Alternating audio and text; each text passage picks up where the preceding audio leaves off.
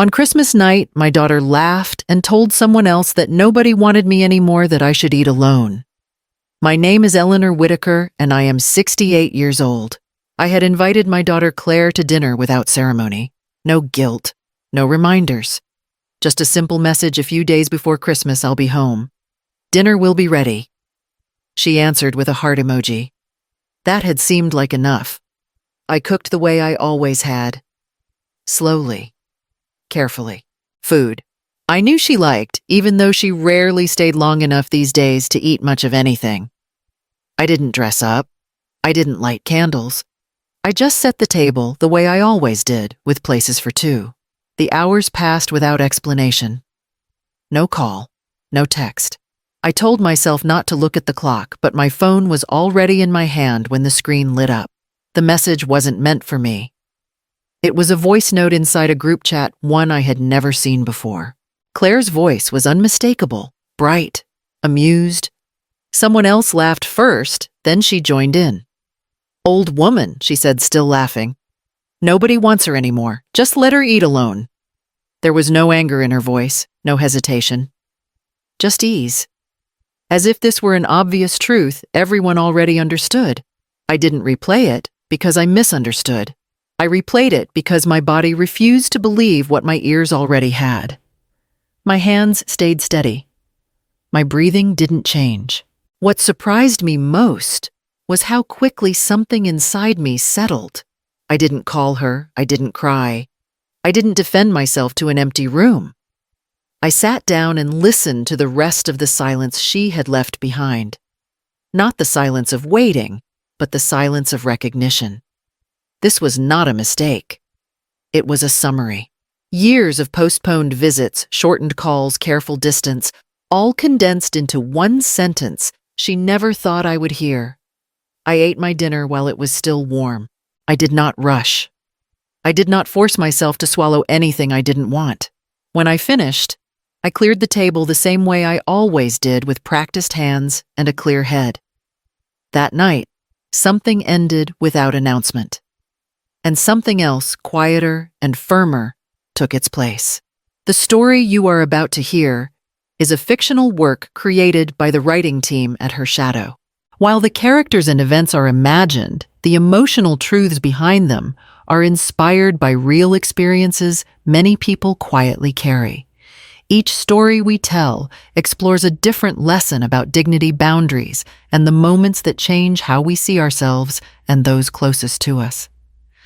I ate alone because that was what the evening required of me. There was no symbolism in it, no performance. The food cooled as I took my time, not out of patience, but because nothing was waiting on the other side of the table anymore.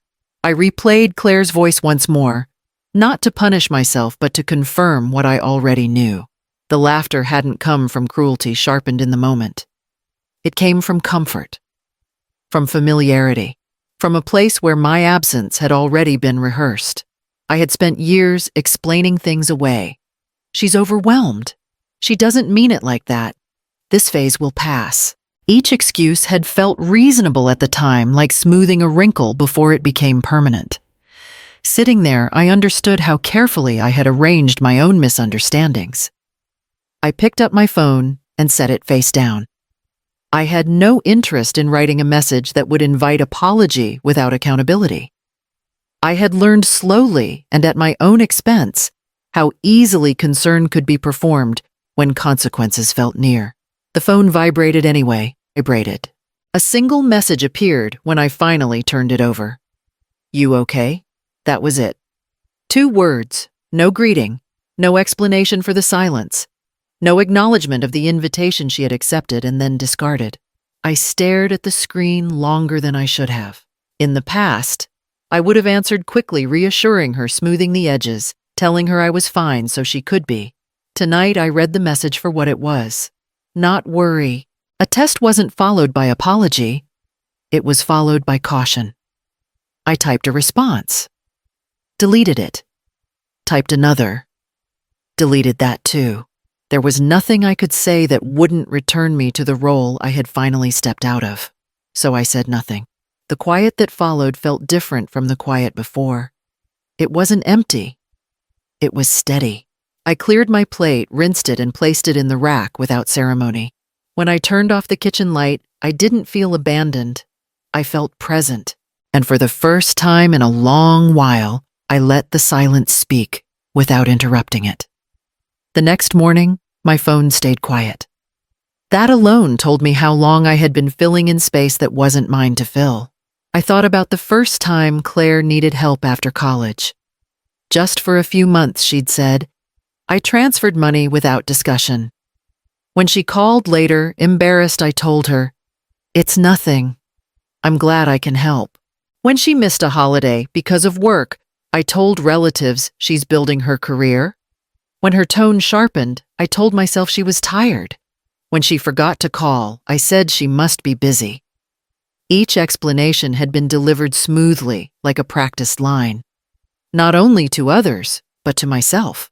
I opened my banking app and scrolled through familiar transactions. Tuition help. Rent assistance. A car repair I paid for after she said, "I don't know what I'm going to do." I never asked for timelines. I never asked for respect. I told myself that love didn't keep score and that good mothers made things easier. The truth was harder. I had made things easier for her by making them heavier for myself. I opened our message thread again. My fingers moved automatically, writing the kind of note I had sent 100 times before. She didn't mean it. She's under a lot of pressure. I should have reached out sooner. I read it once. Then I erased it. Line by line, word by word. That message would have done its job. It would have given her a soft place to land. It would have restored the version of me she was comfortable with, the one who absorbed impact so she wouldn't feel it. I set the phone down instead. For the first time, I allowed the discomfort to remain where it belonged. Not as punishment, but as honesty. I understood then that what I had called protection had also been training. I had taught her that distance came without cost, that care was optional, and that I would always step in before consequences could form. That lesson ended with the last deleted word. I considered calling Claire before she called me. The thought came fully formed the way habits do. I could hear how it would go. "Mom, I didn't mean it like that." I know I would say. "It was taken out of context." "I understand. Can we just move on?" Of course, I had rehearsed that conversation for years without realizing it. Instead, my phone rang while it sat on the counter between us. I let it ring until it stopped. A few minutes later, a message appeared. "Can we talk?" No apology. No acknowledgement of what she'd said. Just a request that assumed access. I typed, "We can later." Then I erased it. Even that gave her something to push against. Claire had always been skilled at conversations that bent in her favor. If I explained how I felt, she would redirect to how she was stressed. If I named a hurt, she would soften it until it disappeared. Confrontation would not bring clarity. It would bring performance. The phone rang again. I watched it light up, go quiet, light up once more. Finally, a voice message came through. Her tone was different this time. "Careful. Mom, I'm just checking in. You're not mad, are you?" I didn't do anything wrong. There it was. The shape of the old exchange waiting to be filled. I did nothing. That was the boundary. Not a speech, not a warning. The refusal to participate. Claire had never had to sit with silence from me before.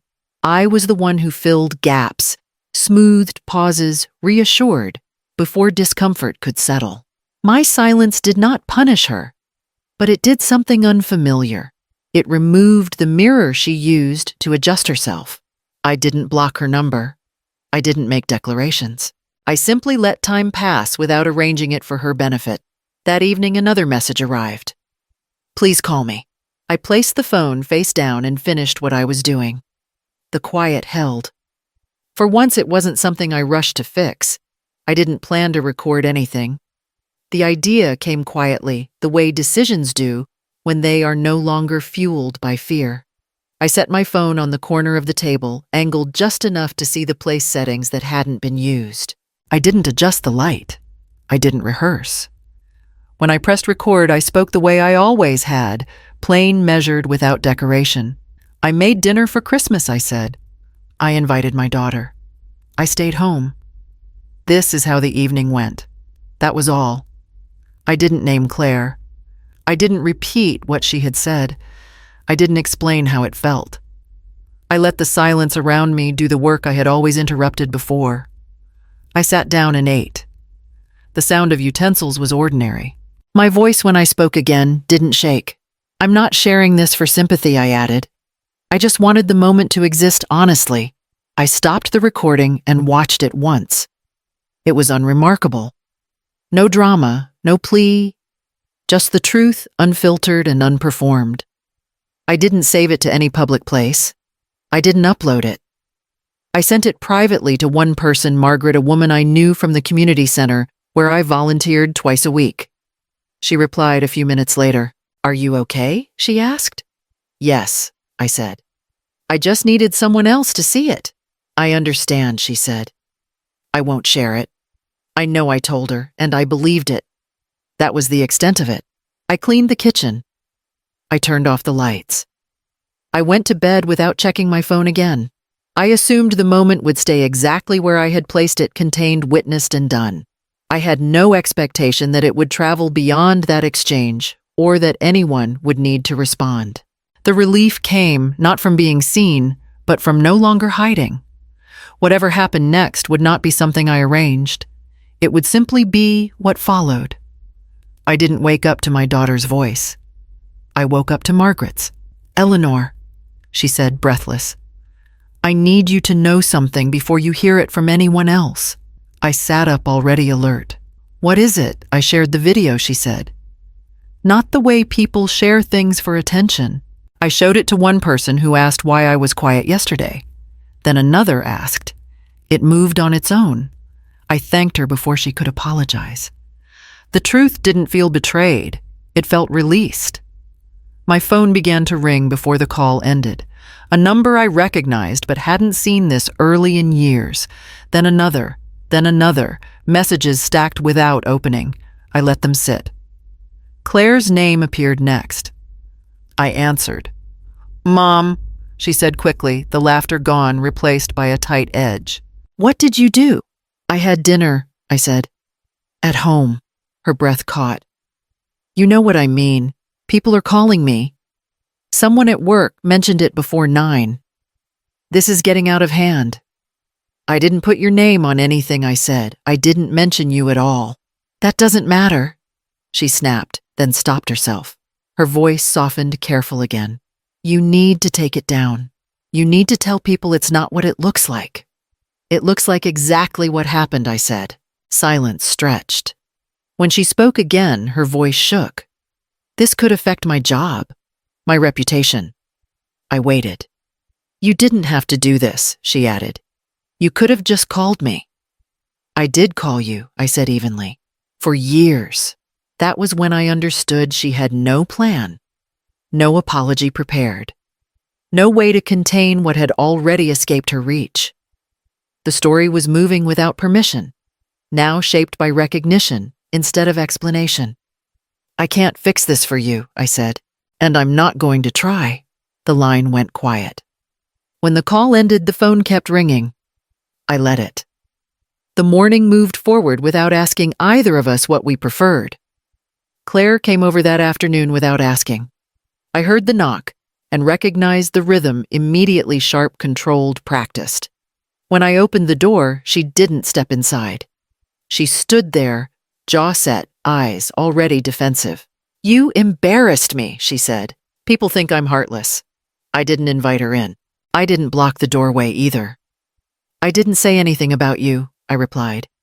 "I didn't name you. I didn't accuse you." She laughed, once short and bitter. "Don't pretend this wasn't intentional." "What I did was stop pretending I said." Her shoulders tightened. "You knew what would happen." "No," I said. "I knew what happened." She stepped closer. "You made me look cruel." "You heard the recording," I said. "That wasn't editing." Her voice dropped. "You could have called me first." "I did," I said again. "For years."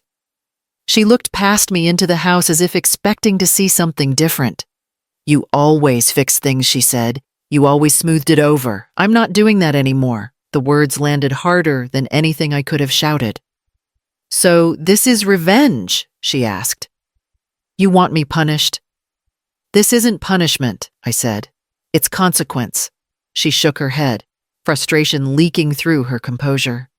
"You're enjoying this." I met her gaze. "I'm standing still." That was when her anger faltered. Not because she understood, but because she saw there would be no performance to push against. No apology script to redirect. No reassurance waiting at the end of this conversation. "So what now?" she asked. "Now you live with what you said," I replied, "without me rewriting it for you." She searched my face, looking for the version of me that would rescue her. When she didn't find it, her voice softened in a way that wasn't strategy. "You're really not going to fix this?" "No," I said, "I'm not." She left without another word. The door closed gently behind her. For the first time, the silence belonged to both of us. I met with my attorney the following week. Not in anger, not in secrecy. I told him exactly what I wanted to protect and what I wanted to clarify. "My grandchildren come first," I said. "Education. Stability. Nothing that can be leveraged." He nodded. "And your daughter?" "She doesn't lose love," I said. "She loses assumptions." We reviewed accounts I had left untouched for years because I trusted the story I had been telling myself. Support had always flowed without structure. Access had been implied, not earned. I changed that. Carefully. Legally. With no urgency beyond precision. Funds meant for the children were placed where only education and long-term care could reach them. Anything discretionary required consent. Not permission consent. The difference mattered. When the paperwork was done, I walked out lighter than I expected to feel. Claire called that evening. "I heard you met with someone," she said, trying to sound neutral. "I did." "You're changing things. I'm organizing them." She paused. "Does this mean you're cutting me off?" "It means you're no longer carried," I said. "You're still my daughter." The line stayed quiet for a moment. When she spoke again, her voice was softer, not pleading, just uncertain. "You didn't have to do this." "I did," I said, for myself.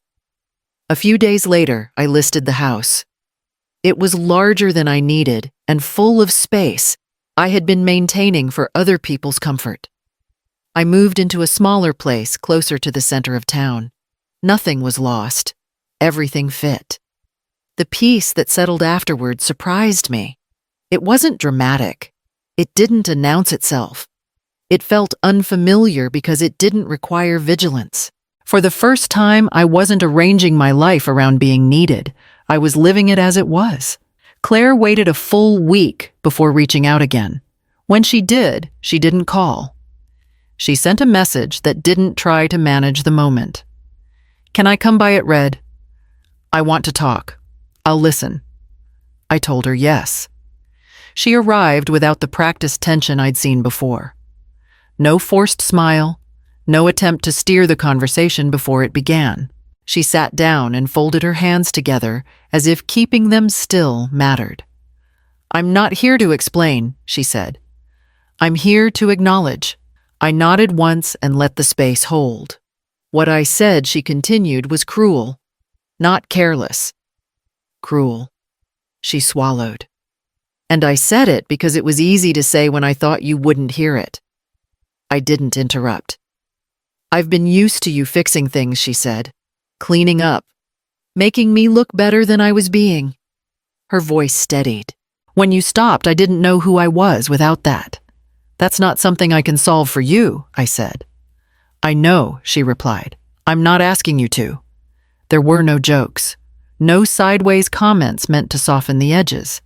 Just the truth spoken carefully, as if it might break if handled too quickly. "I don't expect things to go back," she added. "I'm not asking for that." "I wouldn't offer it," I said. She nodded, accepting the boundary without trying to negotiate it. That was new. When she left, she didn't ask when we'd see each other again. She didn't request reassurance. She simply said, "Thank you for letting me speak," and meant it. I stood in the quiet afterward and noticed the shift. Respect had entered the room without announcement. It wasn't assumed anymore. It was practiced one careful sentence at a time. Eating alone was never the wound. Being unseen was. That truth settled fully the morning Claire sent a final message after our last conversation. "I'm handling things on my own," she wrote. "I won't ask you to cover for me anymore." There was no plea tucked inside it. No request for reassurance. Just a statement that accepted weight. I didn't respond right away. Not because I wanted distance, but because I no longer needed to rush in to steady her footing. That work belonged to her now. Later that week, she called with news she didn't try to soften. "I took responsibility at work," she said. "It wasn't comfortable." She paused. "I'm learning." "That's yours," I replied. "I'm glad you're doing it." The power in that exchange wasn't in what I withheld. It was in what I no longer carried. I hadn't disappeared from her life. I had stepped into my own. Support, when it came, was clear and structured. Love remained. Protection did not. Life lesson I learned that dignity doesn't announce itself. It arrives when you stop translating disrespect into excuses and let consequences teach what words never could. Boundaries are not punishments. They are maps. They show people where responsibility lives and where it doesn't. A few evenings later, I hosted dinner again. Fewer places set. The conversation was slower, honest. No laughter at anyone's expense. That was the justice. Not humiliation, not revenge, clarity that changed how we all showed up. If this story resonated with you, tap like so it reaches someone who needs it. Share your thoughts in the comments. Stories like this grow stronger when they're heard.